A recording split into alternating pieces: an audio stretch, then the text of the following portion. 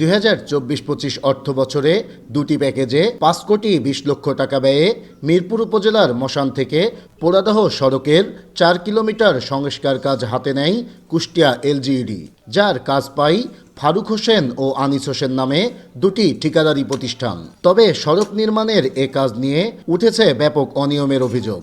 ঠিকাদারি প্রতিষ্ঠান ও এলজিইডির কর্মকর্তাদের যোগসাজস্যে নির্মাণ কাজে ব্যবহার করা হচ্ছে নিম্নমানের উপকরণ, খোয়ার বদলে দেওয়া হচ্ছে পচা ইট, মানা হচ্ছে না কোনো নিয়ম নীতি, যা নিয়ে ক্ষুব্ধ স্থানীয়রা। নিয়মমাফিক সড়ক নির্মাণের দাবি তাদের।